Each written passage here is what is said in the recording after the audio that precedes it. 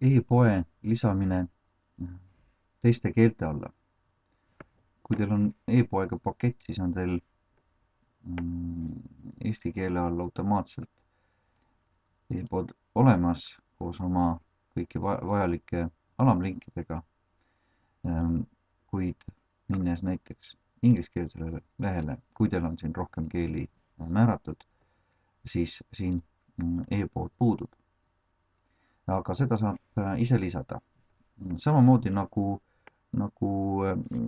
käis kõikide muude menüülinkide lisamine, saab ka siit lisada uue menüülingi.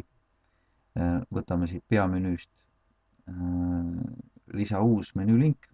Üks asi, mille me võime siin kiiresti vahepeal ära teha, on see, et praegu inglise keele peale minnes kuvab meil kogu seda menüüd meil siin ingliskeelsena, aga lähme korra eesti keele tagasi, lähme seadistame oma süsteemi eestikeelseks. Intra, kasutajaseaded, võtame süsteemi keel eesti ning salvesta. Ja nüüd on ükskõik millise keele all me liigume, meie süsteemi keel on ikka eestikeelne.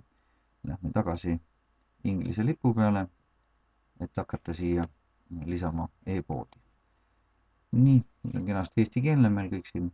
Võtame selle eraldiseisva pliiatsi ja lisa uus ülemlink. No näiteks inglise keele all paneme siia nimeks webshop. Ja nüüd, kuna tegemist ei ole meil tavalise sisulehega, kus me mingisugust tavalist teksti või tabelit saame panna, vaid meil peab olema see menüülink seotud konkreetselt e-poe komponendiga. Võtame vaheta komponent, valime sisuhaldussüsteemi asemel valime e-kommerts. Komponendiks võtame e-pood ning objektiks võtame avalikud tooted ning salvestame. See menüülink on mõeldud avalikuks, siis jätame ta niimoodi need õigused nagu on ning salvestame. Ja nüüd on meil ingliskeelsel lehel ka olemas webshop, ehk siis e-pood täpselt sellisena, nagu ta meil ka eesti keele all on. Selleks, et teil vastava keele all e-poodi korrektselt näidataks, on vaja, et teil oleks kõik tooted ja kategooriad, kui teil on e-poe all rohkem kategooriad, kõik ilusasti ära tõlgitud. Näiteks lähme eesti keele peale tagasi, lähme e-poodi,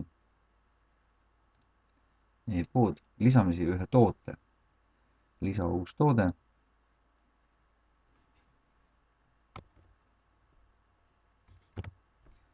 Paneme talle nimeks T-särk, näiteks sidekriipsuga. Jätka.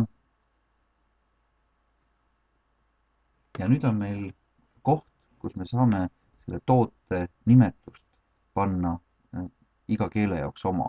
Näiteks inglise keeles on meil toote nimetus mitte T-särk, vaid T-shirt.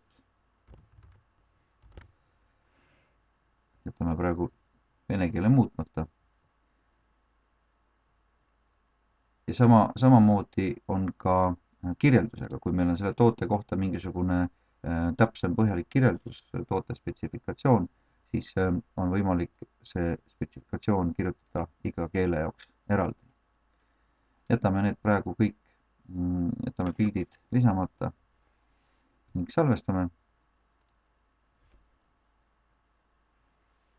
Nüüd minnes inglise keele peale, võtame siit webshop. On näha, et siin on meil ilusasti toote nimi T-shirt ja eesti keele peal e-poes on meil toote nimetuseks T-särk.